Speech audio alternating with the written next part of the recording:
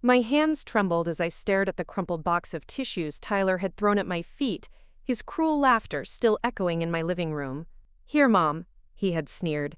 "Since you're always crying about something, maybe these will help."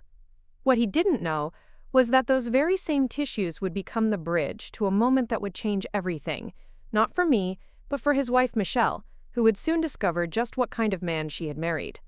Sometimes the smallest acts of kindness can expose the deepest truths about people, and sometimes the person who mocks your tears is the one whose family will need your compassion the most. Before we jump back in, tell us where you're tuning in from, and if this story touches you, make sure you're subscribed, because tomorrow, I've saved something extra special for you. The morning light filtered through my kitchen curtains as I sat at my small wooden table, nursing my third cup of coffee and watching the rain streak down the windows. My name is Cassandra Wells, and at 64, I've learned that some mornings require more caffeine than others to face the day ahead. The house on Maple Street in Riverside, Oregon had been my sanctuary for 38 years, first with my late husband David, and now, for the past 4 years, just me and my memories. David's absence still felt like a physical ache in my chest, especially on mornings like this, when the rain reminded me of how he used to joke about Oregon's liquid sunshine. He'd been gone since a heart attack took him suddenly one October evening, leaving me not just widowed, but somehow invisible to the world we'd built together. The worst part wasn't the loneliness, though that was crushing enough. It was discovering how differently people treated you when you were no longer part of a couple, when you became just another elderly woman whose opinions seemed to matter less with each passing day. I pushed aside the stack of sympathy cards I'd been sorting through, remnants from David's memorial service that I couldn't bring myself to throw away. The doorbell's chime interrupted my melancholy, and I glanced at the clock. 7:30 in the morning was an unusual time for visitors, but I recognized the hurried footsteps on my porch before I even opened the door. Tyler stood there, my 36-year-old son, looking irritated and checking his phone impatiently. His dark hair was perfectly styled despite the early hour, his expensive suit immaculate even in the drizzle. He barely glanced up when I opened the door, pushing past me into the hallway with the same entitlement he'd shown since childhood, though back then I'd called it confidence. "Mom, I need you to watch the kids today," he announced without preamble, already pulling out his phone to check messages. "Michelle's got some appointment she can't miss, and my meeting with the Peterson account got moved up. Can you be at our place by 8:15?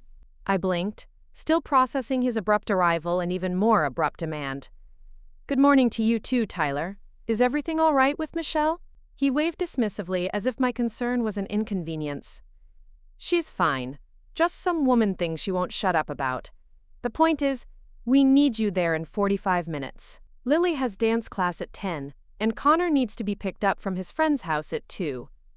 The casual cruelty in his voice when he mentioned his wife made me wince. Michelle had always been kind to me, perhaps the only member of Tyler's immediate family who seemed genuinely interested in my well-being. She remembered my birthday, called to check on me during winter storms, and actually listened when I talked about missing David. "Tyler, you could have called last night to ask. I might have had plans this morning."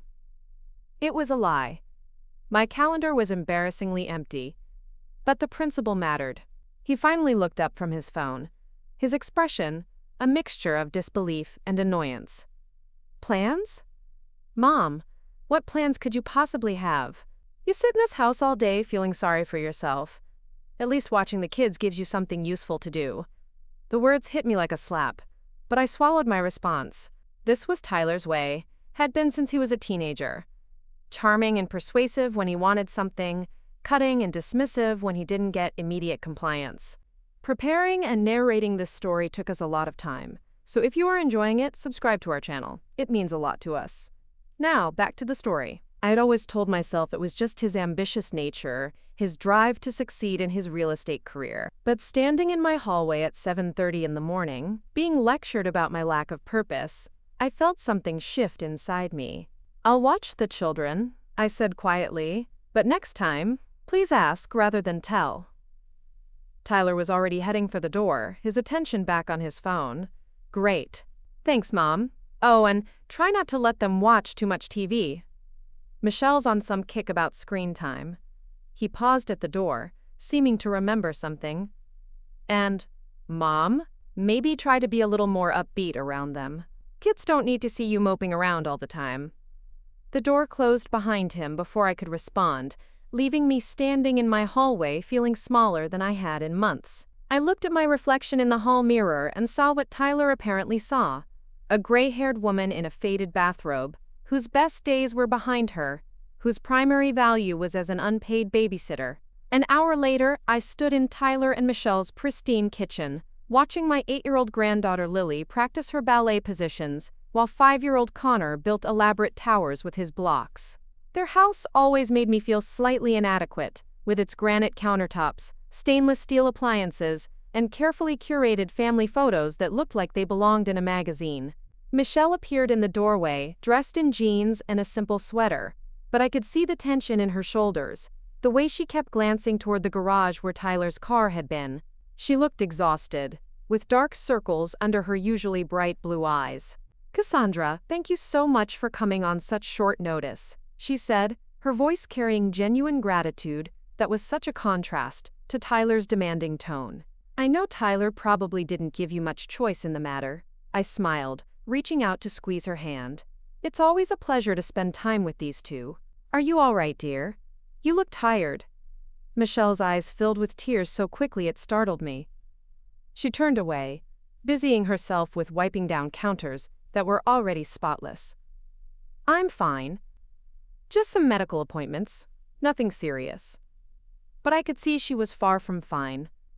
Her hands shook slightly as she moved around the kitchen, and she kept touching her stomach in a protective gesture that made my grandmother instincts prickle with concern. "Michelle, if there's anything you need to talk about—" "Really, I'm okay," she interrupted, but her voice cracked on the words. "I should go. The kids' schedules are on the refrigerator, and there's lunch stuff in the fridge. I'll be back by 3. She kissed the children goodbye and gave me a hug that lasted just a moment longer than usual, as if she was drawing strength from the contact. After she left, I found myself studying the schedule on the refrigerator, noting how every moment of the children's day was carefully planned and organized. Michelle's handwriting was neat and precise, with little hearts drawn next to reminders and encouraging notes for herself. The day passed pleasantly enough. Lily chattered about her upcoming dance recital while I drove her to class, and Connor regaled me with elaborate stories about his imaginary friend during lunch. But underneath my enjoyment of their company, I couldn't shake the image of Michelle's tear-filled eyes, or the way she'd seemed to be holding herself together by sheer willpower. It was during Connor's nap that afternoon, while Lily was quietly reading in her room, that I decided to tackle the small mountain of dishes that had accumulated in their sink. Michelle always kept such a clean house, and I thought it might be a nice surprise for her to come home to a spotless kitchen. As I loaded the dishwasher, I couldn't help but notice the stack of medical pamphlets partially hidden under some mail on the counter. I wasn't snooping, not intentionally, but the top pamphlet was visible enough that I could see it was about fertility treatments. My heart clenched as I realized what Michelle might be going through. I'd suspected for months that she and Tyler had been trying for another baby, based on little comments and the way Michelle sometimes watched other people's infants with a longing expression. The front door opened, and I quickly moved away from the counter, not wanting Michelle to think I had been prying. But when Tyler walked in instead, his face stormy with irritation, I felt my stomach tighten with apprehension. "Where's Michelle?" he demanded, loosening his tie aggressively. "She's not back yet. Her appointment must be running late." Tyler muttered something under his breath that I didn't catch, then headed for the refrigerator. I specifically told her I needed to be at the club by 4 for my golf game with the Hendersons. Now I'm going to be late because she can't keep track of time. I watched him grab a beer and drink half of it in one gulp, his agitation palpable. "Tyler, maybe her appointment was more important than golf." He turned to look at me with an expression I'd never seen before, cold and almost contemptuous. "More important than a potential $1 million listing?" "I don't think so, Mom. Michelle needs to get her priorities straight." The callousness in his voice shocked me. This was his wife he was talking about, the mother of his children, and he was treating her like an inconvenient employee who'd failed to meet his expectations. "Son, marriage is about supporting each other through difficult times. Maybe Michelle needs to remember that someone has to pay for this house, and her shopping habits, and the kids' private schools," Tyler snapped, his voice rising. I'm working my ass off to maintain our lifestyle, and she can't even manage a simple schedule. I felt heat rise in my cheeks. Tyler Wayne Wells, that's enough. Michelle is a wonderful wife and mother, and you should be grateful for everything she does for this family. Tyler's laugh was harsh and ugly. Grateful? For what, exactly? She doesn't work, she spends money like it grows on trees, and now she's wasting thousands of dollars on some fertility doctor because she's obsessed with having another baby we can't afford. The casual way he dismissed his wife's pain, her dreams, her struggles, made something inside me snap. How dare you talk about her like that? If Michelle is seeing a fertility doctor, it's because having another child is important to both of you. And if you can't afford it, maybe you should reconsider your golf club membership and your fancy car. Tyler set down his beer bottle, with enough force that I was surprised it didn't shatter. His face was flushed with anger, and for a moment, he looked so much like his father during David's rare moments of rage that it took my breath away. You know what, Mom? This is exactly why Dad used to get so frustrated with you. Always sticking your nose where it doesn't belong, always crying and carrying on about every little thing. Maybe if you'd focused more on being supportive instead of emotional, he wouldn't have had that heart attack. The words hit me like a physical blow, and I felt tears spring to my eyes before I could stop them. The suggestion that I was somehow responsible for David's death was so cruel, so deliberately hurtful, that I couldn't find words to respond. Tyler saw my tears and his expression grew even more contemptuous. And there you go again, crying. God, Mom, you cry about everything. It's exhausting to be around. I tried to compose myself, wiping at my eyes with the back of my hand, but the tears kept coming. The grief I'd been carrying, the loneliness, the sense of being unwanted and unvalued, all of it seemed to pour out at once. I'm sorry, I whispered, hating how weak my voice sounded. I didn't mean to upset you. Tyler shook his head in disgust and walked to the kitchen junk drawer, rummaging around until he found a small box of tissues. He threw it at my feet with such force that it burst open, individual tissues scattering across the floor. Here, he said, his voice dripping with sarcasm. Since you're always crying about something, maybe these will help. Keep the whole box. You'll probably need them. He stepped over the scattered tissues and headed for the stairs. I'm going to change, and then I'm leaving for golf. Clean up this mess before Michelle gets home. And Mom? Next time you want to give me parenting advice, remember that at least I'm not sitting alone in my house feeling sorry for myself all day. I stood frozen in the kitchen, staring at the tissues scattered around my feet, Tyler's cruel laughter echoing from upstairs. The children were still napping, the house was quiet except for the sound of Tyler moving around overhead, and I was alone with the devastating realization that my son, the child I'd raised and loved and sacrificed for, saw me as nothing more than a pathetic old woman whose emotions were an inconvenience to be mocked. I knelt down slowly and began gathering the tissues, my hands shaking as I tried to stuff them back into the torn box.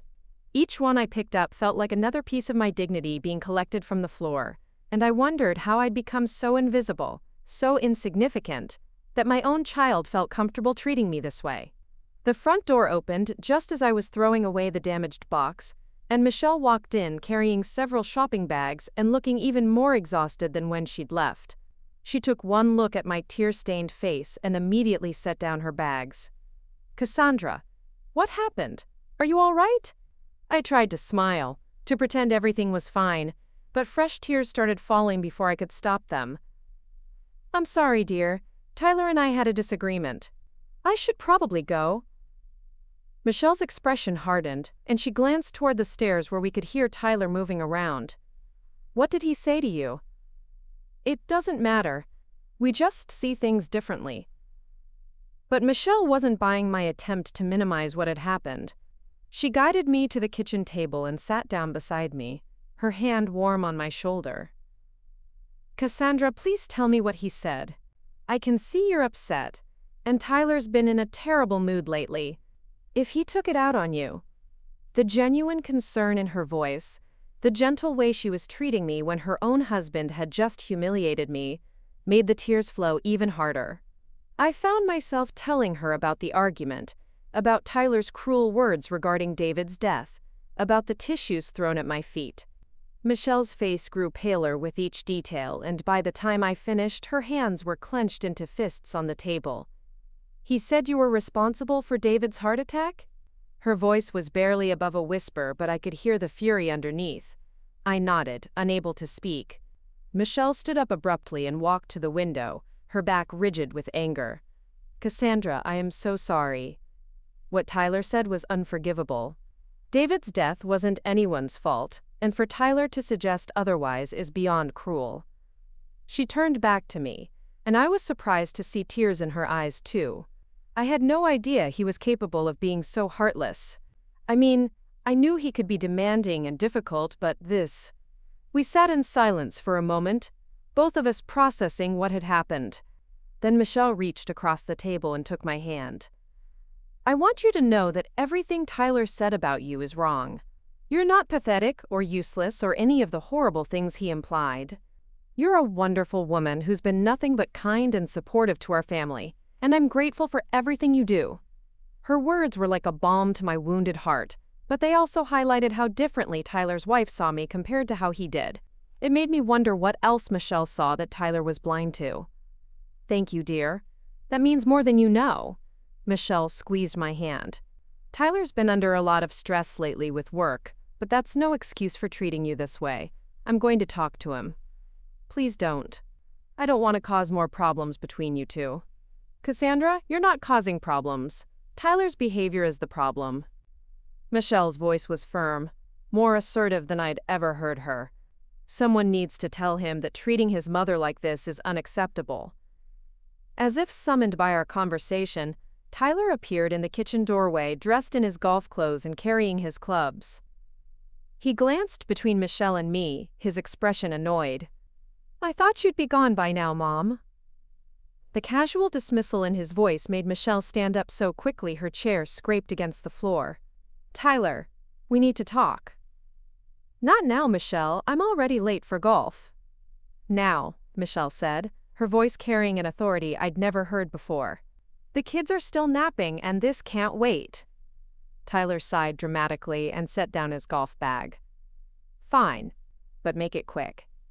Michelle walked closer to him and I could see her trembling slightly, whether from anger or nerves I couldn't tell. "I want you to apologize to your mother." Tyler's eyebrows shot up. "Apologize? For what?"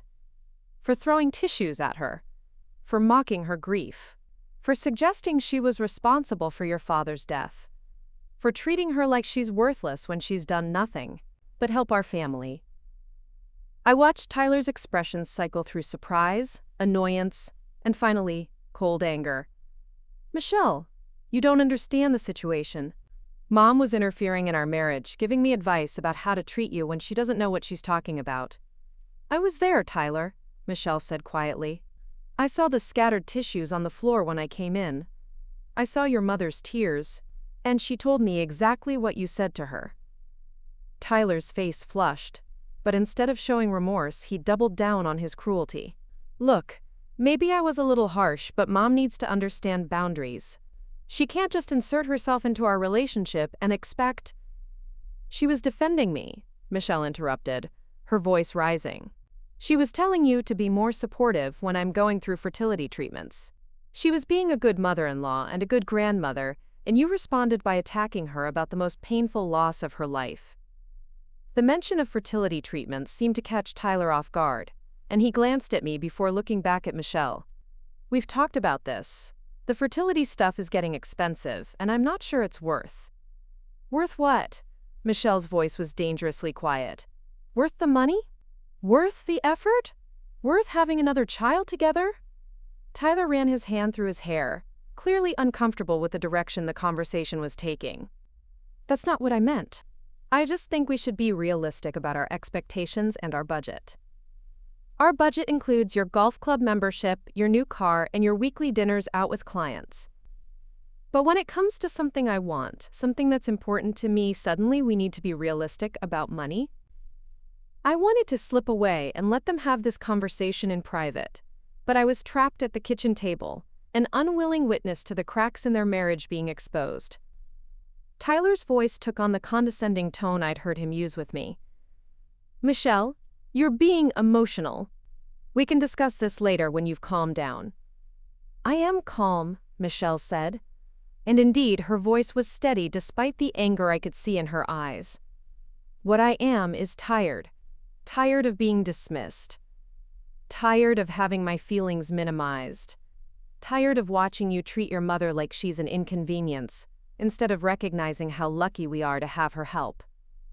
She turned to look at me, and her expression softened. "Cassandra, I want you to know that Tyler's behavior today doesn't represent how this family feels about you. You are valued and loved and appreciated, even if Tyler forgot how to show it." Tyler made a sound of frustration. "This is ridiculous. I'm going to be late." "Then go," Michelle said simply. "But when you come home, we're going to have a serious conversation about respect and priorities and how we treat the people who matter to us." Tyler grabbed his golf bag with more force than necessary, his jaw tight with anger. "Fine. But when I get back, I expect this emotional drama to be over. And Mom," he turned to look at me with cold eyes, "maybe think twice before stirring up trouble in my marriage." He left without another word, the front door slamming behind him hard enough to rattle the windows. Michelle and I sat in the suddenly quiet kitchen, both of us processing what had just happened. "I'm sorry you had to witness that," Michelle said finally. "I'm sorry I caused it." "You didn't cause anything," Michelle said firmly. "This has been building for a while. Tyler's been different lately, more demanding, less patient. I've been making excuses for him, telling myself it's just work stress, but what happened today was unacceptable." She looked out the window toward where Tyler's car had been parked. "I've been going to fertility treatments for 6 months, trying to give him the son he says he wants, spending thousands of dollars and dealing with hormones and procedures and disappointment. And he talks about it like it's a hobby I should give up when it gets inconvenient." My heart ached for her. I remembered my own struggles to have Tyler, the months of hoping and disappointment before he was finally conceived. "Have you been doing this alone?" Michelle's laugh was bitter. "Tyler came to exactly one appointment. One. He said sitting in waiting rooms full of desperate women was depressing, and he didn't see why he needed to be. Therefore, routine stuff." The callousness of it took my breath away. David had held my hand through every doctor's visit, every treatment, every disappointed month when we thought I might be pregnant. "Michelle, I had no idea.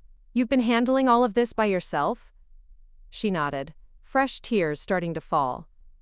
"I felt so stupid today, sitting in that doctor's office alone again while other women had their husbands or partners with them. The doctor was explaining our options going forward, and I realized I couldn't even afford to continue without Tyler's support, financially and emotionally." Without thinking, I reached into my purse and pulled out the small pack of tissues I always carried, offering them to Michelle. She looked at the package for a moment, then started laughing through her tears. "After what Tyler did with the tissues, you're still offering me yours?" I smiled, despite everything that had happened. "These are different tissues. These come with love and support, not mockery." Michelle took the tissues and wiped her eyes, but she kept the package in her hands, turning it over, thoughtfully. "You know what the worst part is? I keep thinking that if we could just have another baby, Tyler would be happy again. He'd be the man I married instead of this stranger who treats the people he should love like their burdens." I reached across the table and covered her hand with mine. "Michelle, honey, a baby can't fix what's wrong with Tyler's heart. If he can't show compassion and respect to the people who are already in his life, another child won't change that." She looked up at me, with such sadness in her eyes. "I think I'm finally starting to understand that. But it's hard to let go of the dream, you know? The dream of our family being complete and happy." I nodded, thinking of all the dreams I'd had to let go of over the years. Sometimes the dream we're holding on to is keeping us from seeing the reality we're living in. We talked for another hour while the children napped, Michelle sharing details about her fertility struggles and her growing concerns about Tyler's behavior. I found myself opening up about my own loneliness since David's death, about feeling invisible and unvalued, about the shock of discovering how my own son really saw me. When Lily and Connor woke up, we shifted into grandmother and mother mode, making snacks and helping with homework and pretending everything was normal. But underneath the domestic routine, I could sense that something fundamental had shifted for both Michelle and me. We'd seen truths we couldn't unsee, spoken words that couldn't be taken back. Tyler didn't come home until after 8 that evening, long after I'd left, and presumably after the children were in bed. But Michelle texted me later that night. "Thank you for today, for listening, for understanding, for being the mother figure I needed when my own mother-in-law couldn't be there." Tyler and I had a long talk. I don't think it went the way he expected. I stared at that message for a long time before responding. "You're stronger than you know, Michelle. Don't let anyone, including Tyler, convince you otherwise." Her reply came quickly. "Same to you, Cassandra. What Tyler said today was wrong, and I hope you know that his cruelty says everything about him and nothing about you." I set down my phone and looked around my quiet living room, David's empty chair still positioned where he used to sit to read the evening news. For the first time since his death, the silence didn't feel oppressive. Instead, it felt like space. Space to think, space to feel, space to decide who I wanted to be in the remaining chapters of my life. The box of tissues Tyler had thrown at me was long gone, discarded with the rest of the day's trash.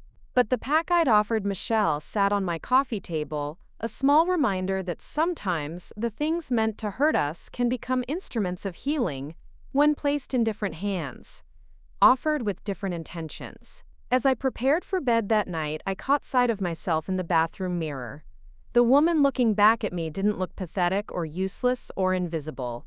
She looked tired, yes, and sad, but also something else. She looked like someone who was finally ready to stop accepting cruelty as the price of maintaining relationships. Tyler had mocked my tears and thrown tissues at my feet, but those same tissues had become a bridge of understanding between Michelle and me. Sometimes the weapons people use against us become the tools we need to build something better, something stronger, something true. I had no idea that this was only the beginning, that the real test of everything I'd learned about myself was still to come. But that night, for the first time in months, I fell asleep without crying, and that felt like a victory worth celebrating. The weeks following that devastating afternoon in Tyler's kitchen passed in a strange haze of self-reflection and growing awareness. I found myself paying attention to things I'd previously overlooked or excused away. The way Tyler would cut me off mid-sentence during phone calls, when something more important demanded his attention. How he'd taken to calling me only when he needed something, never just to check in or share news about the grandchildren. The casual dismissiveness in his voice when he spoke about Michelle's concerns or dreams. It was as if someone had adjusted the lens through which I viewed my relationship with my son, bringing into sharp focus all the small cruelties and thoughtless moments I'd been rationalizing for years. Each memory stung with fresh clarity. The Christmas when he'd opened my carefully chosen gift with barely concealed disappointment before setting it aside without comment. The Mother's Day when he'd shown up 3 hours late to the dinner I'd spent all day preparing, explaining that he'd been delayed by a potential client who might be worth millions. The countless times he'd made me feel like my grief over David was an inconvenience that I should have moved past by now. Michelle had begun calling me regularly, something that felt both wonderful and heartbreaking. Our conversations revealed the depth of her isolation within her own marriage. Tyler's emotional absence had become so complete that she'd stopped sharing her hopes and fears with him altogether. The fertility treatments continued, but now they felt more like a desperate attempt to salvage something that was already broken, rather than a joyful journey toward expanding their family. "He actually asked me yesterday why I was still crying about another failed cycle," Michelle confided during one of our coffee shop meetings. "Like I should just flip a switch and stop feeling disappointed when something I want so badly doesn't happen." I watched her stir her latte absently, her wedding ring catching the afternoon light streaming through the cafe windows. She'd lost weight over the past month, and there was a fragility about her that made my protective instincts flare. "How long has he been this way?" I asked gently. Michelle considered the question carefully, as if she'd been wondering the same thing. I think it's been gradual. When we first got married, he was different. More present, more interested in what I had to say. But success changed him. Every promotion, every big sale, every award from his real estate company seemed to make him more convinced that his way was the only right way. That his priorities were the only ones that mattered. She took a sip of her coffee and grimaced slightly, as if it had gone cold. The worst part is how he started treating Lily and Connor. Not badly, exactly, but like they're performances he needs to manage rather than children he should be enjoying. Lily's dance recital is next month, and when she asked if Daddy would be there, Tyler immediately started talking about how he might have to miss it for a work conference. She's 8 years old, and she just nodded like she expected that answer. My heart broke a little more for my granddaughter, who was learning too young that the important men in her life might not show up when it mattered. What did you tell her? That Grandma Cassandra and I would be there cheering extra loud for her? Michelle smiled sadly. She lit up when I mentioned you. You know she's been asking when you're coming over again.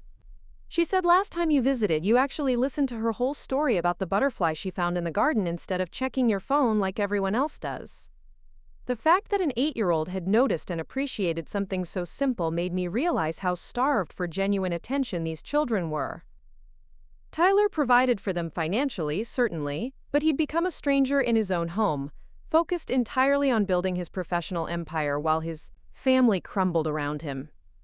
It was during one of these conversations with Michelle that I made a decision that would have seemed impossible just months earlier. Tyler had called that morning with his usual demands, informing me that I needed to babysit the following weekend because he and Michelle were attending a company retreat. No request, no acknowledgement that I might have other plans, just an assumption that I would be available whenever his schedule required it. I'm sorry, Tyler, but I can't do that weekend, I told him, my heart racing at the novelty of saying no. The silence on the other end of the line stretched so long I wondered if the call had dropped. What do you mean you can't? His voice carried a note of genuine confusion, as if the concept of me being unavailable was incomprehensible. I mean, I have other commitments that weekend. It wasn't entirely true. My only plan was to volunteer at the community center's Saturday breakfast program for seniors, something I'd recently started doing to fill the empty hours and feel useful again. But it was my choice, my time, and my growing sense of self-worth demanded that I protect it. Mom, this is important. The retreat is mandatory for all top performers, and Michelle needs to be there to network with the other wives. You can reschedule whatever little thing you have planned. The dismissive way he referred to my volunteer work as a little thing crystallized everything that was wrong with our relationship. In Tyler's world, nothing I did mattered unless it served his purposes. No, Tyler. I can't reschedule my commitments just because you didn't plan ahead. You'll need to find another babysitter, or make other arrangements. Are you kidding me right now? His voice rose with the indignation of someone unaccustomed to hearing the word no. Mom, I'm giving you the chance to spend time with your grandchildren, and you're acting like I'm asking for some huge favor. You are asking for a huge favor, I replied, surprised by the steadiness in my own voice. You're asking me to drop my plans and my responsibilities to accommodate your schedule. And you're not asking, you're demanding. Tyler's laugh was sharp and ugly, the same sound he'd made when he threw the tissues at my feet. Unbelievable. Dad always said you were selfish, but I never realized how right he was until now. The casual cruelty of invoking David to hurt me should have reduced me to tears, should have made me backtrack and apologize and agree to whatever Tyler wanted. A month ago, it would have. But something had changed in me during those conversations with Michelle. During those quiet evenings when I'd forced myself to examine the truth of my relationships, rather than the comfortable lies I'd been telling myself. Your father never said any such thing, I replied calmly. David respected my independence and my right to make my own choices. If he were here, he'd be appalled by the way you're speaking to me. If he were here, you wouldn't be sitting alone feeling sorry for yourself and making up excuses to avoid helping your family.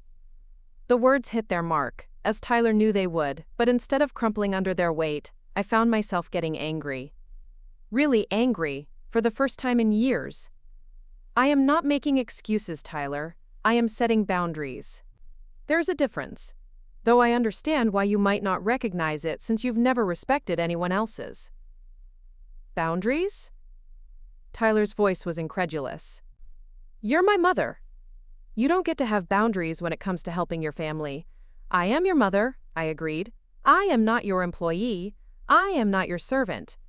I am not obligated to drop everything whenever you decide you need something from me. The argument continued for another 10 minutes, with Tyler alternating between manipulation, guilt trips, and outright hostility. He accused me of being bitter about David's death, of taking out my loneliness on his family, of failing as a grandmother and a mother. Each accusation was designed to break down my resistance, to make me feel so guilty and ashamed that I'd cave to his demands. But for the first time in our relationship, his tactics didn't work. Something Michelle had said during one of our conversations kept echoing in my mind. You taught me that love shouldn't feel like punishment, that family shouldn't feel like a burden. Maybe Tyler needs to learn that lesson too. The call ended with Tyler hanging up on me after declaring that he was done trying to include me in their lives if I was going to be difficult. The silence that followed felt different from the usual post-argument quiet. Instead of the familiar ache of regret and the urge to call back and apologize, I felt something that took me a moment to identify: relief. For the first time in years, I had stood up for myself without backing down. I had refused to be manipulated or guilt-tripped into compliance. Tyler was angry, yes, but his anger felt less devastating than I'd expected. Perhaps because I was finally beginning to understand that his approval wasn't worth the cost of my self-respect. Michelle called me that evening, her voice tight with stress. Cassandra, Tyler told me about your conversation. I want you to know that I completely understand your position, but I'm worried about what this means for us. He's been ranting for hours about how ungrateful and selfish you're being.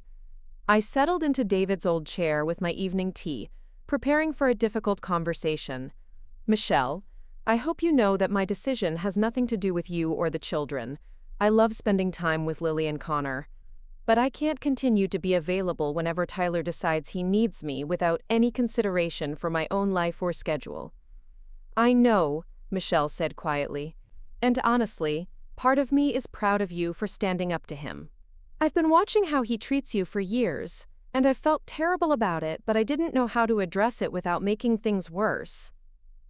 She paused, and I could hear Tyler's voice in the background, though I couldn't make out the words.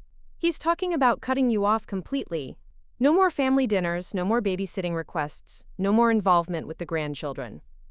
The threat hit exactly where Tyler intended it to, right in the center of my deepest fear. Lily and Connor were the brightest lights in my world, the connections that made the lonely days bearable. The thought of losing them felt like losing David all over again. Is that what you want? I asked, though I dreaded the answer. Of course not, Michelle said immediately. Cassandra, you're more of a support system to me than Tyler is most days. The children adore you, and cutting you out of their lives would hurt them more than anyone. But Tyler is your husband. I don't want to put you in an impossible position. Michelle was quiet for a long moment, and when she spoke again, her voice carried a resolve I'd never heard before. Tyler has put me in impossible positions for years. Maybe it's time he learned that his actions have consequences too. 2 days later, Tyler showed up at my house unannounced, something he rarely did unless he wanted something.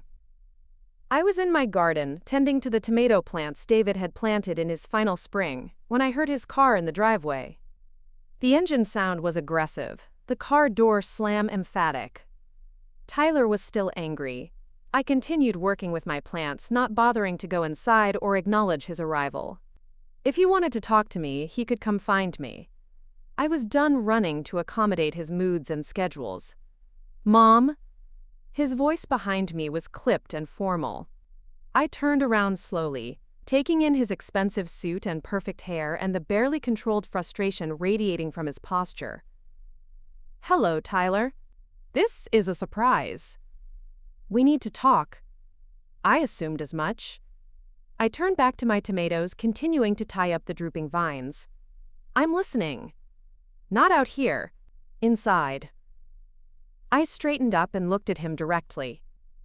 Tyler, you came to my house without calling, interrupted my gardening, and now you're trying to dictate where our conversation takes place. If you want to talk to me, we can talk right here. If you want to control the terms of our interaction, you can leave. His jaw tightened with the effort of controlling his temper. Fine. We'll talk here. He glanced around my modest backyard with the expression of someone visiting a foreign country. I came to give you one more chance to be reasonable about this weekend. I told you I'm not available, and I'm telling you that's not acceptable. Tyler's professional negotiating voice was in full effect, the tone he probably used to bulldoze difficult clients. Michelle and I have worked hard to get invited to this retreat. Missing it could seriously impact my standing at the company. Your volunteer work at some senior center can wait. The fact that he'd bothered to find out what my conflict was should have felt like progress, but the dismissive way he mentioned it made it clear he'd only gathered the information to use against me. My volunteer work is important to me, I said simply. And, more importantly, it's my choice. Tyler ran his hand through his hair, messing up his perfect styling for the first time I could remember. Mom, I don't understand what's gotten into you lately. You used to be helpful, supportive. Now you're acting like spending time with your grandchildren is some kind of burden. I'm acting like a person who deserves basic respect and consideration, I corrected. Something you seem to have forgotten how to provide. Respect? Tyler's voice rose. I'm the one supporting this entire family. I'm the one working 60-hour weeks to pay for the house and the cars and the private schools and Michelle's medical treatments. I'm the one with actual responsibilities, and you're worried about respect? The mention of Michelle's fertility treatments in such dismissive terms made my temper flare. Those medical treatments are for both of you, Tyler. Michelle isn't getting hormone injections and going through procedures for her own amusement. She's trying to give you the family you claim to want. She's spending thousands of dollars chasing something that might never happen while I'm working myself to death to pay for it. Then maybe you should discuss that with your wife instead of complaining about her to your mother. Tyler stared at me as if I'd spoken in a foreign language. Since when do you take Michelle's side over mine? Since I started paying attention to how you treat the people who love you. The words hung in the air between us, heavy with implication. Tyler's expressions cycled through confusion, anger, and something that might have been hurt. I can't believe this. My own mother. Turning against me. I'm not turning against you, Tyler. I'm refusing to enable your selfishness anymore. That was apparently the wrong thing to say. Tyler's face flushed with rage, and he took a step closer to me, his voice dropping to a dangerous whisper. Selfishness?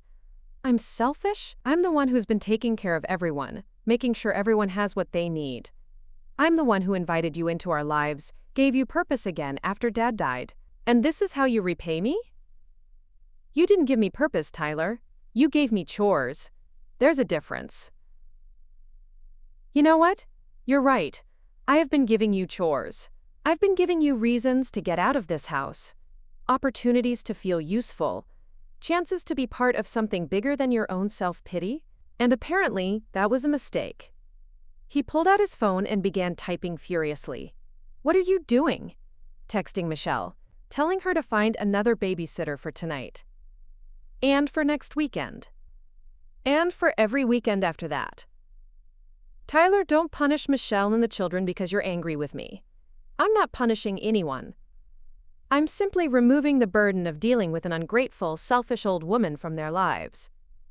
The casual cruelty of referring to me as a burden, the ease with which he was willing to hurt his own family despite me, crystallized everything I'd been struggling to understand about my son.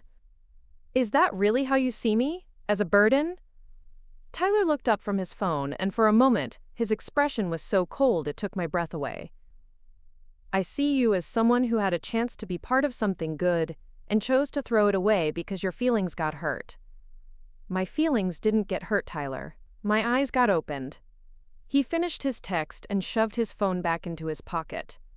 Fine, your eyes are open, congratulations.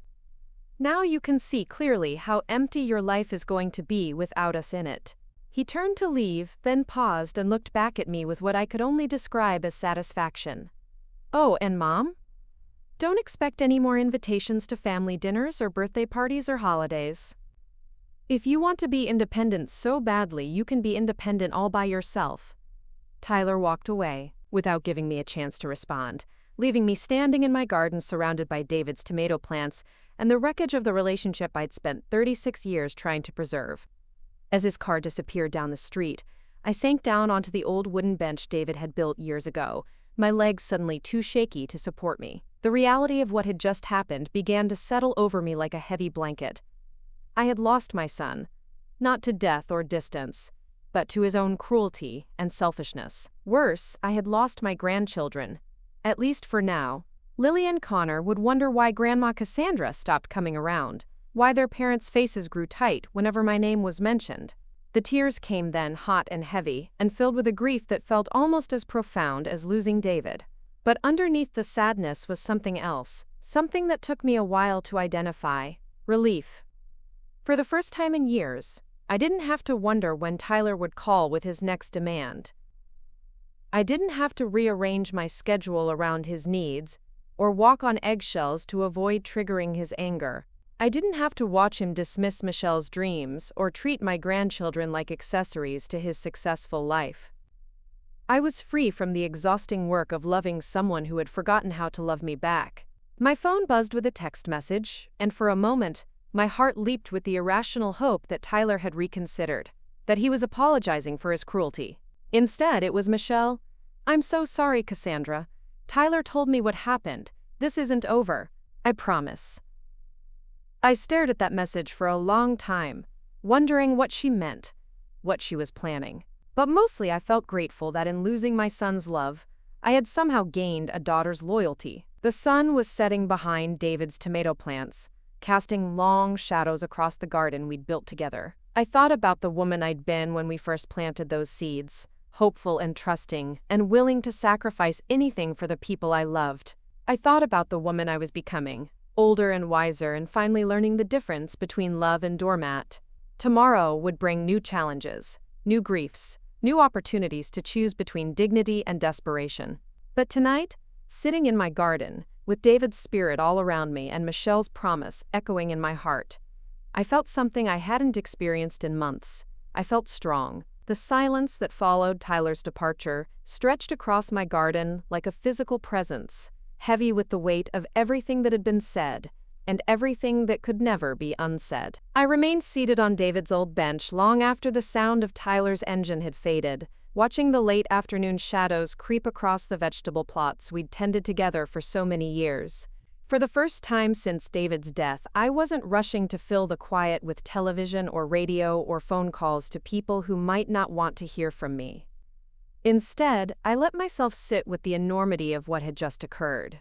My son had officially severed our relationship, cutting me off from my grandchildren as casually as he might cancel a subscription service that no longer served his needs. The old me would have been planning my apology by now, rehearsing the words that would convince Tyler to forgive my momentary lapse into selfishness.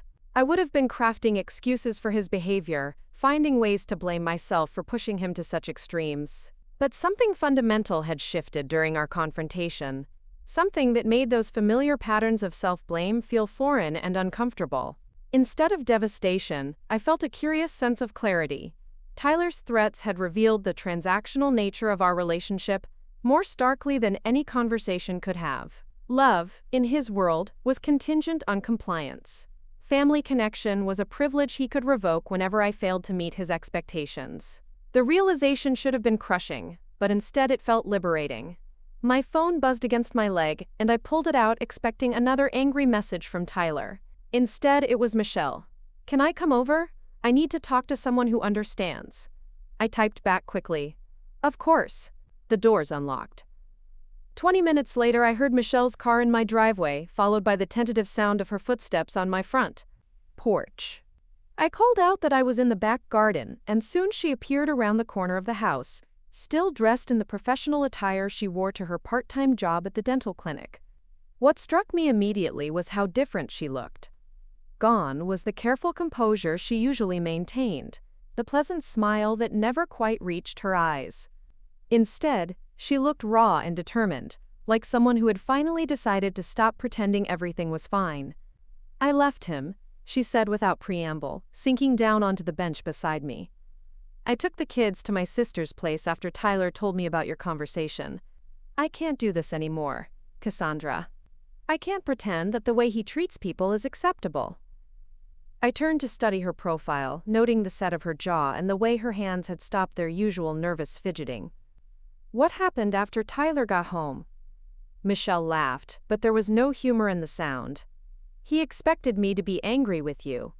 When I told him I understood your position and that I was proud of you for standing up to him, he lost his mind. Started screaming about how everyone was turning against him, how ungrateful we all were for everything he provided. She pulled a tissue from her purse, one of the small travel packs, and I was struck by the parallel to that day weeks ago when I'd offered her tissues in her own kitchen. Then he said something that made me realize I couldn't stay married to him anymore. He said that if I wasn't going to support him against his own mother, then maybe I didn't deserve to be his wife. Like marriage was some kind of reward he could take away if I didn't behave properly. The casual cruelty was so typically Tyler that I wasn't surprised, but hearing it secondhand still made my chest tight with anger. How did the children react?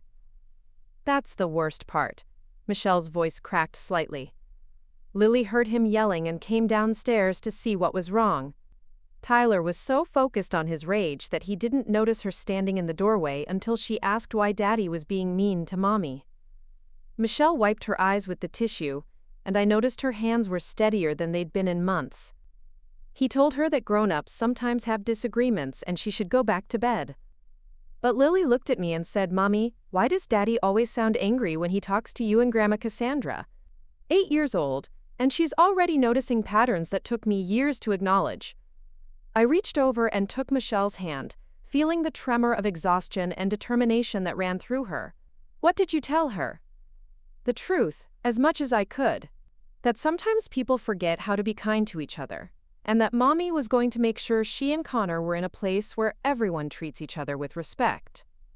Michelle turned to look at me directly, and I saw a strength in her eyes that reminded me of my own reflection that morning. That sense of finally seeing clearly after years of looking through a distorted lens. Cassandra, I want you to know that Tyler doesn't speak for me or the children. You are not cut off from our lives. You're not a burden or an inconvenience or any of the horrible things he said. You're family, the kind of family that shows up and listens and cares about other people's feelings. The words hit me harder than Tyler's cruelty had, perhaps because they carried the weight of genuine love, rather than manipulation. Thank you, dear. That means everything to me. I should be thanking you, Michelle said firmly. Watching you stand up to Tyler today showed me that it was possible. For years I've been telling myself that his behavior was just stress, just his personality, just the way successful men operate. But seeing you refuse to accept his treatment made me realize I've been making excuses for the inexcusable. We sat together as the sun continued its descent, talking about practical things like where Michelle and the children would stay, and how she would handle the inevitable battle over custody and finances. But underneath the logistics was a deeper conversation about dignity and self-worth, and the courage it takes to choose truth over comfort. I'm scared, Michelle admitted, as darkness began to settle over the garden. Tyler controls all our finances, he has connections throughout the community, and he's not going to make this easy for me. But I'm more scared of what saying would teach Lily and Connor about relationships. You're stronger than you know, I told her, meaning every word. And you won't be facing this alone. Michelle squeezed my hand gratefully, then stood to leave. I need to get back to the kids. But, Cassandra, I want you to know that Lily's dance recital is next Friday at 7. I know Tyler said you weren't welcome at family events anymore, but I'm inviting you. As far as I'm concerned, you're the children's grandmother, regardless of what their father decides. After Michelle left, I remained in the garden until full darkness forced me inside. The house felt different somehow, less oppressive and lonely than it had in months. Perhaps because for the first time since David's death, I was occupying it as a choice rather than a default. I made myself a simple dinner and settled into David's chair with a cup of tea. But instead of turning on the television to fill the silence, I found myself thinking about the volunteer work at the community center that had inadvertently sparked this whole confrontation. The Saturday breakfast program had started as something to fill empty hours, a way to feel useful without the emotional complications of family dynamics. But over the past few weeks, it had become something more. The other volunteers were people like me, mostly older, mostly dealing with loss or loneliness or the challenge of finding purpose in retirement. But they were also vibrant and funny and full of stories about lives fully lived. There was Margaret, whose husband had died the same year as David, who had turned her grief into advocacy work for hospice care. Robert, a retired teacher who spent his mornings cooking for seniors and his afternoons tutoring kids who were struggling in school. Sandra, whose adult children lived across the country, who had created a chosen family among the other volunteers and the people they served. For the first time in years, I was part of something that had nothing to do with Tyler's needs or approval. The seniors who came for breakfast didn't care about my son's real estate success or my perceived failures as a mother. They cared about whether I remembered how they liked their coffee, and whether I had time to hear about their grandchildren, or their health concerns, or their memories of Oregon before the city grew up around them. I thought about Robert in particular, how he'd started staying after our shift was over to help me load my car with leftover supplies. How he'd mentioned that he lived alone too, in a small apartment near the community center, and how he'd started timing his arrival to coincide with mine. There had been a moment last week when he'd complimented my earrings, and I'd felt a flutter of something I'd forgotten I was capable of feeling. The idea of connection, of possibility, of a future that wasn't defined by loneliness or servitude to Tyler's family, had been growing quietly in the back of my mind. But Tyler's ultimatum had forced it to the surface, making it impossible to ignore. The next morning, I woke with a sense of purpose I hadn't felt in months. Instead of lying in bed rehearsing apologies I wouldn't be making, I got up early and made a proper breakfast for myself. I took time with my appearance, choosing clothes that made me feel confident rather than invisible. I even put on the earrings Robert had admired, a small act of rebellion against the voice in my head that said such things were foolish at my age. The community center was bustling with its usual Saturday morning energy when I arrived. The kitchen smelled like coffee and bacon, and the dining room hummed with conversation as volunteers prepared for the influx of seniors who relied on this weekly meal for both nutrition and community. Robert looked up from the griddle when I walked in, his face lighting up with a smile that sent that familiar flutter through my chest. "Cassandra, you look lovely this morning. Those earrings really bring out the blue in your eyes." The compliment would have embarrassed me weeks ago, made me deflect and dismiss and change the subject. Instead, I found myself smiling back genuinely. "Thank you, Robert. You're very kind." "Not kind, just honest," he replied, turning back to flip pancakes with the efficiency of someone who'd been doing this for years. "How was your week?" The simple question opened something inside me, and I found myself telling him about the confrontation with Tyler, about Michelle's courage in leaving, about the strange sense of liberation that had followed what should have been devastating loss. Robert listened with the kind of attention I'd forgotten was possible, asking thoughtful questions and offering observations that showed he was truly hearing what I was saying, rather than waiting for his turn to talk. "It sounds like you've discovered something important about yourself," he said when I finished. "That you're stronger than you realized." "I'm not sure about stronger," I admitted. "But I'm definitely clearer about what I'm willing to accept and what I'm not. That's the definition of strength as far as I'm concerned."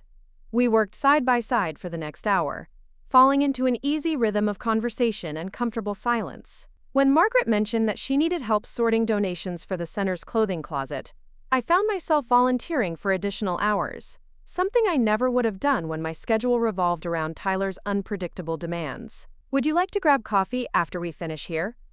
Robert asked as we were cleaning up. "There's a new place downtown that Margaret recommended, and I thought it might be nice to sit somewhere we're not serving other people for a change." The invitation was casual, friendly, but I could see something hopeful in his expression that made my heart skip. "I'd like that very much." The coffee shop was warm and inviting, with mismatched furniture and local art on the walls. Robert chose a table by the window, and we settled in with our drinks, and a shared pastry that neither of us really needed but both of us enjoyed. "Can I ask you something personal?" Robert said after we'd been talking for a while about books and movies, and the changes we'd both seen in Riverside over the years. I nodded, surprised to find that I trusted him with personal questions. Do you ever feel guilty about wanting things for yourself? About having dreams and desires that don't revolve around taking care of other people? The question hit closer to home than I'd expected. All the time, I admitted. I was raised to believe that good mothers, good women, put everyone else's needs first. For years, I thought that was love. Now I'm starting to wonder if it was just fear. Fear of what? I considered the question carefully, trying to articulate something I'd never put into words before. Fear of being seen as selfish. Fear of not being needed. Fear of having to figure out who I am when I'm not defined by my usefulness to other people. Robert nodded thoughtfully. I went through something similar after my wife died. Not the same situation, obviously, but that sense of losing your identity when the role that defined you disappears. For me, it was being a husband. For you, it sounds like it's being the kind of mother who sacrifices everything for her child's comfort. How did you figure out who you were supposed to be next? Robert smiled, and I noticed how it transformed his whole face, making him look younger and more vibrant. I started saying yes to things I wanted to do and no to things I didn't. Revolutionary concept, right? But for someone who'd spent 30 years making decisions based on what would make other people happy, it felt radical. Like volunteering at the community center? Like volunteering at the community center. Like taking art classes. Like asking an interesting woman if she'd like to have coffee with me. The last part was said with a gentle directness that made me blush like a teenager. Robert, I should probably tell you that my life is pretty complicated right now. The situation with my son is far from resolved, and I'm still figuring out who I am outside of being Tyler's mother. Cassandra, I'm 68 years old. My life is complicated too. I'm not looking for simple, I'm looking for genuine. And you're the most genuine person I've met in years. We talked until the coffee shop closed around us, sharing stories about our marriages, our children, our fears and hopes for whatever came next. When Robert walked me to my car, he paused with his hand on the door handle. Would you like to have dinner sometime? Somewhere nice, where we can dress up a little and pretend we're sophisticated people who know about wine? I laughed, feeling lighter than I had in months. I'd love that. But I should warn you, I know absolutely nothing about wine. Perfect, we can learn together. As I drove home, I found myself thinking about the conversation with Robert, about the possibilities that were opening up in my life, just as others were closing. For so long, I'd thought of my future as a gradual narrowing, a slow reduction of opportunities and connections until I was left with nothing but memories and medical appointments. But sitting across from Robert, feeling the spark of attraction and intellectual connection, I realized that endings could also be beginnings. That losing Tyler's conditional love might make space for something more authentic and reciprocal. My phone rang as I was pulling into my driveway, and I glanced at the screen expecting to see Michelle's number. Instead, it was Tyler. For a moment I considered not answering, but curiosity won out. Hello, Tyler. Mom. His voice was different, less angry and more calculating. I've been thinking about our conversation yesterday, and I think we both said things we didn't mean. The old me would have jumped at this olive branch, eager to restore peace even if it meant accepting blame for Tyler's behavior. But the new me, the one who'd just spent 3 hours talking with a man who treated her like an interesting person rather than a convenient resource, wasn't so quick to grab hold. I meant everything I said, Tyler. Did you? There was a pause, and I could almost hear him recalibrating his approach. Look, I know I was harsh. This whole situation with the company retreat has me stressed, and I took it out on you. That wasn't fair. It wasn't an apology, exactly, but it was closer than Tyler usually came to acknowledging any wrongdoing. What about Michelle and the children? I understand she's taken them to her sister's place. Tyler's voice hardened again. Michelle is being dramatic. She'll come home when she realizes that divorce isn't as easy as she thinks it is. As for the kids, they're fine. This will all blow over. The casual dismissal of his wife's courage, the assumption that financial pressure would force her back into submission, told me everything I needed to know about Tyler's capacity for change. I don't think it will blow over, Tyler. Michelle is stronger than you give her credit for. She's emotional and impulsive. Once she calms down and thinks about what divorce would actually mean for her and the kids, she'll come to her senses. Maybe you should think about what your behavior has meant for her and the kids. Another pause, longer this time. Mom, I'm trying to make peace here. I'm willing to forget about yesterday if you are. Michelle will get over her tantrum, and things can go back to normal. The word normal hung in the air between us, heavy with all the dysfunction and dismissiveness and casual cruelty that Tyler considered acceptable. I don't want things to go back to normal, Tyler. Normal wasn't working for anyone except you. So what? You're choosing Michelle's side over your own son's? I'm choosing kindness over cruelty. I'm choosing respect over manipulation. If that means choosing Michelle's side, then yes, that's what I'm doing.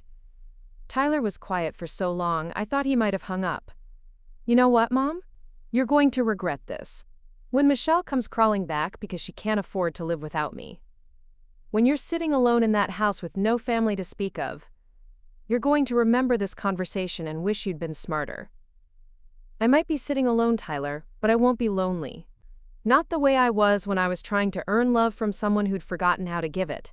This time he did hang up, and I sat in my car for a few minutes processing the conversation. The threats were the same, the manipulation tactics unchanged, but my reaction was entirely different. Instead of fear or guilt, I felt something that took me a moment to recognize. I felt free. 3 weeks passed before Tyler made his next move, and when it came, it was calculated and vicious in a way that revealed just how desperate he'd become. I was arranging flowers in my kitchen, preparing for Robert's first visit to my home for dinner, when the doorbell rang with an urgent, aggressive pattern that immediately put me on edge. Through the peephole, I could see Tyler standing on my porch, but he wasn't alone.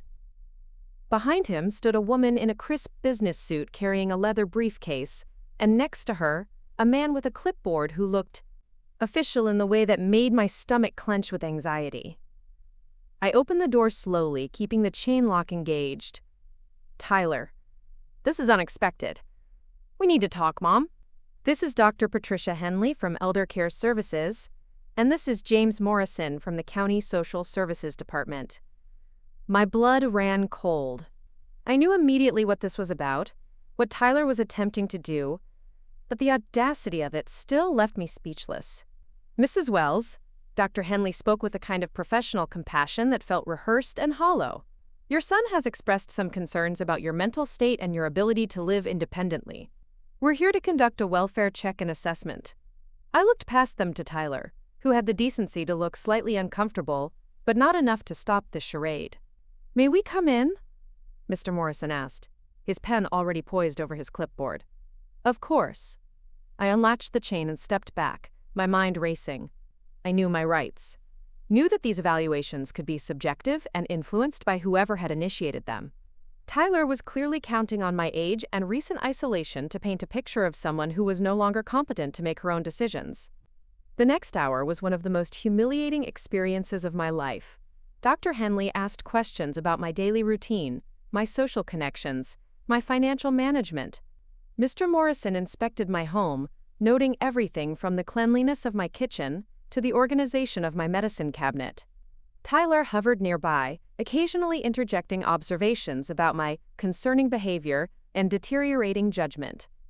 Your son mentioned that you've been making irrational financial decisions, Dr. Henley said, consulting her notes. Specifically, that you refused to help with your grandson's birthday party despite having the means to do so. The way Tyler had framed the situation made my refusal sound petty and cruel rather than a reasonable boundary. I chose not to fund an extravagant party that my son could afford himself, I replied carefully. I believe that's within my rights as an adult managing my own finances. He also mentioned that you've been isolating yourself from family, refusing to provide childcare that you've offered in the past. Again, Tyler's spin made my newfound independence sound like deteriorating mental capacity. I've been establishing healthier boundaries in my relationships and pursuing my own interests through volunteer work. I believe that's called personal growth, not isolation. Dr. Henley made notes without looking up. Have you been experiencing any depression or anxiety since your husband's death? Any feelings of hopelessness or thoughts of self-harm? The questions were standard, I knew, But in this context, they felt like traps. Any admission of normal grief could be twisted into evidence of instability. I've been grieving my husband's death, which is a normal response to loss. I've been working through that grief by building new connections and finding purpose in volunteer work. Tyler chose that moment to interject. Mom, tell them about the tissues. Tell them how you overreacted when I tried to help you with your emotional outbursts. The casual way he referenced that cruel incident, reframing his mockery as concern, made my hands shake with anger. But I forced myself to remain calm, to respond with dignity rather than emotion. My son and I had a disagreement about boundaries and respect. During that disagreement, he threw a box of tissues at my feet while I was crying and made cruel comments about my grief. I chose not to accept that treatment. I watched Dr. Henley's expression carefully and saw a flicker of something that might have been understanding. Mr. Morrison stopped writing and looked up at Tyler with what seemed like disapproval. Mr. Wells, can you elaborate on this incident? Dr. Henley asked. For the first time since they'd arrived, Tyler looked genuinely uncomfortable. It wasn't like that. Mom was being overly emotional about something minor, and I offered her tissues. She took it the wrong way. You threw them at her feet? Mr. Morrison's voice carried a note of incredulity. I was frustrated. She was crying over nothing, and I thought if she had tissues readily available she might calm down. The more Tyler tried to explain, the worse he sounded. I could see both professionals reassessing their initial assumptions about this situation. Mrs. Wells, Dr. Henley said, turning back to me, can you tell us about your current support system? Do you have friends, activities, people you can call if you need help? This was where Tyler's plan backfired spectacularly. Instead of the isolated, deteriorating woman he'd described, I was able to detail my volunteer work at the community center, my growing friendships with other volunteers, my regular contact with Michelle and the grandchildren, and my developing relationship with Robert. I'm actually expecting a friend for dinner tonight, I mentioned, glancing at the flowers I'd been arranging. Robert Chen, he's a retired teacher who volunteers with me at the Saturday breakfast program. Mr. Morrison looked around my home again, but this time I could see him noting the signs of someone who was actively living and caring for herself rather than declining. The fresh flowers, the organized space, the evidence of recent cooking and entertaining. Your son mentioned that you've been making impulsive decisions, refusing family obligations without explanation, Dr. Henley continued. I've been learning to say no to requests that don't respect my time or autonomy. For example, when Tyler called early one morning demanding that I babysit the same day without asking if I was available, I declined because I had other commitments. I believe that's called self-advocacy. Tyler's face was growing redder by the minute as his carefully constructed narrative fell apart under scrutiny. They don't understand the situation, he burst out. You've changed, Mom. You used to be helpful, supportive. Now you're selfish and difficult. Dr. Henley turned to look at him with an expression that had lost any pretense of professional neutrality. Mr. Wells, what you're describing sounds like a woman who has developed healthier boundaries, not someone who is mentally incompetent. Can you give us specific examples of behavior that suggests cognitive decline or inability to care for herself? Tyler floundered, clearly having expected these professionals to simply take his word as the concerned son. When pressed for concrete evidence, all he could offer were examples of me refusing his demands or asserting my independence. She won't listen to reason. She's destroying our family over petty disagreements. Mr. Wells, Mr. Morrison interjected, we're here to assess your mother's competency, not to mediate family disputes. From what I've observed, Mrs. Wells appears to be mentally sharp, physically capable, and socially connected. Can you provide any evidence of cognitive impairment, self-neglect, or inability to manage her affairs? The silence stretched on as Tyler realized he had no such evidence. His plan to have me declared incompetent was crumbling because the truth was undeniable. I was thriving, not deteriorating. Perhaps, Dr. Henley suggested diplomatically, this situation would be better addressed through family counseling rather than elder care services. After they left, Tyler and I stood in my living room facing each other across a chasm that felt unbridgeable. The mask of concern he'd worn for the professionals was gone, replaced by the cold fury of someone whose manipulation had not only failed but been exposed. "I can't believe you humiliated me like that," he said, his voice tight with rage. "I humiliated you? Tyler, you tried to have me declared mentally incompetent because I won't let you control my life anymore. You are incompetent. Look at the choices you're making. Pushing away your family for some old man you barely know." The dismissive way he referred to Robert, the assumption that any connection I made outside of his approval was somehow invalid, crystallized everything toxic about our relationship. Robert treats me with respect and kindness. He listens when I talk and values my opinions. He makes me feel interesting and worthy of attention. When was the last time you did any of those things? Tyler laughed, but it was ugly and bitter. "So this is what it's about. You're having some pathetic senior citizen romance, and you're willing to destroy your relationship with your family for it." "I'm not destroying anything, Tyler. I'm just not rebuilding it on the same rotten foundation anymore." "Fine." Tyler's voice dropped to a dangerous whisper. "You want to see what happens when you cut ties with family? You want to see how much your new boyfriend matters when you really need help?" He pulled out his phone and began typing furiously. "What are you doing? Making sure Michelle understands that supporting you means losing financial support for her and the kids. Let's see how loyal she is when she realizes the cost of taking your side." The threat was so calculated, so deliberately cruel, that it took my breath away. Tyler was willing to use his own children as weapons, to punish Michelle for showing me kindness. "Tyler, those children are your responsibility, whether you're angry with their mother or not." "Those children are my property," he snapped, and in that moment I saw him more clearly than I ever had before. Not as a successful businessman, or even as my son, but as someone who viewed every relationship as a transaction, every person as an asset, to be managed. "Children aren't property, Tyler. Neither are wives, neither are mothers. We'll see about that." He headed for the door, then turned back with one final threat. "You know what's going to happen now? Michelle will come crawling back because she can't afford to leave me. The kids will forget all about their grandmother, who chose a stranger over her own family. And you'll be alone with your precious dignity and your pathetic old man, wondering why you threw away everything that mattered for a principal." The door slammed behind him with enough force to rattle the windows, leaving me alone in the sudden silence. But instead of the devastation Tyler had intended, I felt something unexpected. Pity. Pity for a man so empty inside that he could only feel powerful by making others feel small. Pity for someone who had confused being feared with being loved for so long that he'd forgotten the difference. My phone rang almost immediately, and I saw Michelle's number on the screen. "Cassandra," her voice was shaking but determined, "Tyler just called me. He said if I don't cut contact with you and come home immediately, he's going to stop paying child support and fight for full custody." My heart sank. This was exactly what Tyler had planned, using his financial power to force Michelle back into submission. "Michelle, you have to do what's best for you and the children." "I understand if you can't."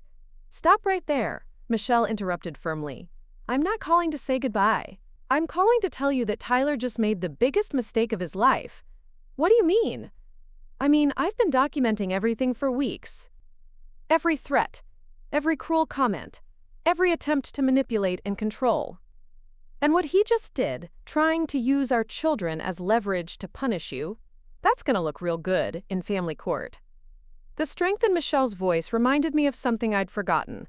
Sometimes the people we think we need to protect are actually the ones protecting us. "Are you sure about this?" "Tyler has resources, connections. And I have evidence of emotional abuse, financial manipulation, and a pattern of using our children as weapons in his personal vendettas. Plus, I have witnesses to his behavior. Starting with you." As we talked, I realized that Tyler's attempt to isolate me had backfired completely. Instead of making me vulnerable, it had revealed his true nature to everyone around him. The professionals who'd come to assess my competency had left with serious questions about his motivations. Michelle had seen his willingness to hurt his own children to maintain control. Even his threats had become evidence against him. "There's something else," Michelle said as our conversation wound down. "Lily's dance recital is tomorrow night. Tyler says he's not going because he doesn't want to see you there. That little girl has been practicing for months, and her father is going to miss it out of spite."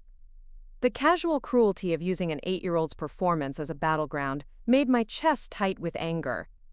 "I'll be there," I promised. Front row, cheering loudly enough for both of us. After we hung up, I sat in my kitchen surrounded by the flowers I'd been arranging for Robert's visit, thinking about the strange turns my life had taken. 6 months ago, I would have begged Tyler's forgiveness, accepted blame for his anger, done anything to avoid this confrontation. But the woman I was becoming understood something the old me had never grasped. Some relationships aren't worth saving at any cost. Some prices are too high to pay for peace. Sometimes the most loving thing you can do is refuse to enable someone's worst impulses, even when that someone is your own child. The doorbell rang again, but this time it was the gentle, respectful sound of someone who had been invited. Through the window, I could see Robert standing on my porch with a bottle of wine and a small bouquet of roses, his face lighting up when he saw me approaching the door. "Good evening, beautiful," he said when I opened the door, and the simple sincerity of it made me feel like I was glowing from the inside out. "Good evening yourself, handsome." As Robert kissed my cheek and handed me the roses, I realized that Tyler had been right about one thing. I had made a choice. I had chosen dignity over desperation, respect over submission, authentic connection over hollow obligation. And I had never been happier with a decision in my life.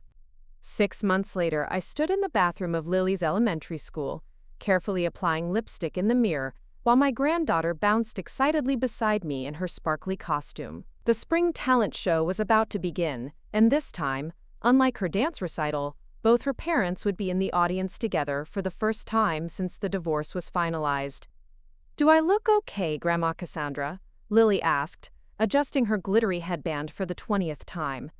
"You look absolutely radiant, sweetheart. Your daddy is going to be so proud." It was true. Tyler had changed in ways I never thought possible. The custody battle had been brutal, but it had also been enlightening. When the court-appointed mediator reviewed Michelle's documentation of Tyler's behavior, when other witnesses testified about his manipulation and cruelty, when even his own attempts to have me declared incompetent were presented as evidence of his vindictive nature, Tyler was forced to confront the reality of who he had become. The man who emerged from that reckoning was different.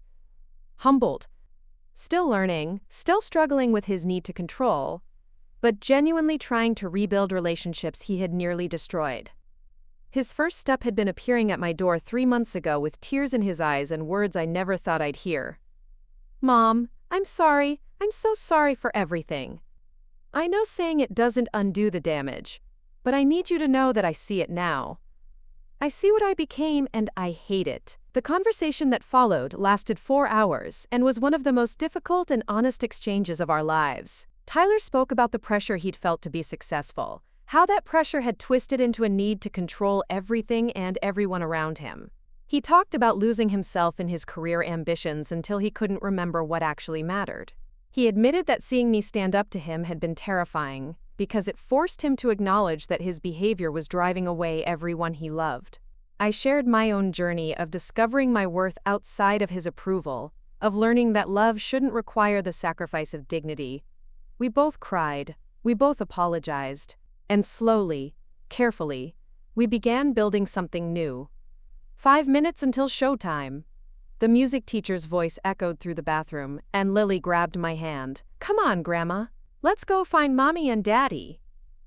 Michelle and Tyler were sitting together in the 3rd row, not as a couple, but as co-parents who had learned to prioritize their children's well-being over their own hurt feelings. Tyler looked up when he saw us approaching and smiled, the genuine expression I remembered from his childhood before ambition had hardened his features. "There's my star," he said, kneeling down to Lily's level. "Are you ready to dazzle everyone?" "I'm nervous," Lily admitted. "That's normal, sweetheart, but you know what? Even if you make a mistake, Mommy and Daddy and Grandma Cassandra will be right here cheering for you because we love you no matter what." The simple acceptance in Tyler's words, the unconditional support he was offering his daughter, showed me how far he'd traveled from the man who had mocked my tears and demanded perfection from everyone around him. "Actually," Tyler said, standing up to face me, "there's something I want to give you before the show starts." He reached into his jacket pocket and pulled out a small wrapped package, My hands trembled slightly as I opened it, revealing a delicate silver tissue holder engraved with the words, "For tears of joy, sorrow, and everything in between. With love and respect, Tyler." The symbolism wasn't lost on either of us. This was his way of acknowledging the cruelty of that day when he'd thrown tissues at my feet, of transforming that painful memory into something beautiful. "Tyler," I whispered, my eyes filling with tears. "I know it can't undo what I did, but I wanted you to know that I understand now. Your emotions, your grief, your right to feel everything deeply. That's not weakness. That's humanity. And I'm sorry it took me so long to see it." Michelle reached over and squeezed my other hand, her own eyes bright with unshed tears. Our unconventional family, broken and rebuilt in new configurations, felt stronger than it ever had when we were trying to maintain the illusion of perfection. The lights dimmed and the show began.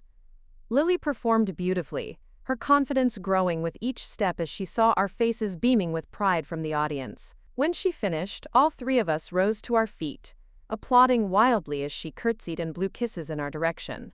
After the show, we gathered in the parking lot, Connor running circles around us while Lily chattered about her performance. Robert appeared from where he'd been taking photos near the stage, his smile warm as he approached our group. "That was magnificent, Miss Lily," he said, offering her a small bouquet of flowers. "You're quite the performer." Tyler extended his hand to Robert, a gesture that would have been unthinkable a year ago. "Robert, thank you for being here, and thank you for making my mother happy." The grace in Tyler's acknowledgement, the genuine gratitude in his voice, marked perhaps the most significant change in our relationship. He had learned to see my happiness as valuable in its own right, not as something that threatened his position in my life. "She makes me happy too," Robert replied simply, his arm finding its way around my waist. As we prepared to part ways, Tyler approached me one more time. "Mom, I know we can't go back and fix everything that was broken, but I want you to know that watching you choose yourself, watching you refuse to accept less than you deserved, that taught me something important about love. Real love doesn't diminish when someone stands up for themselves, it grows stronger. I'm proud of you, Tyler, for doing the hard work of changing, for putting your children first, for learning that strength isn't about control."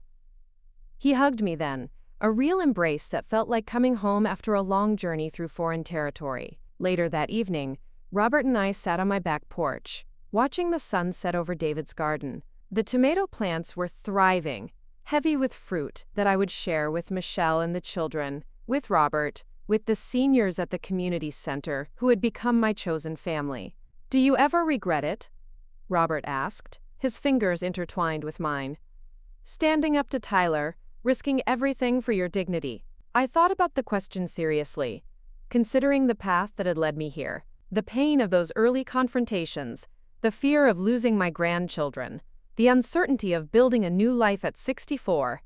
"Never," I said finally. That box of tissues Tyler threw at me in mockery, it became a symbol of something beautiful. The tissues I offered Michelle when she was struggling, the silver holder Tyler gave me tonight, they represent the same truth. Sometimes we need to fall apart a little before we can put ourselves back together in a better way. Robert lifted my hand to his lips, pressing a gentle kiss to my knuckles. "To falling apart beautifully," he said. "To putting ourselves back together with love," I replied. As the stars began to appear overhead, I felt David's presence in the garden around us, not as a weight of grief, but as a blessing on the life I was building. I had learned that love multiplies rather than divides, that making space for new relationships doesn't diminish the memory of old ones. The tissues Tyler had once thrown in cruelty had become instruments of comfort, bridges of connection, symbols of transformation. Sometimes the things meant to break us become the very tools we need to rebuild ourselves stronger than before. In the distance, I could hear the sound of children laughing, the murmur of evening conversations, the gentle rhythm of a community at peace. This was the life I had chosen when I chose dignity over desperation, respect over submission. And it was more beautiful than any dream I had ever dared to imagine. Up next, you've got 2 more standout stories right on your screen. If this one hit the mark, you won't want to pass these up. Just click and check them out.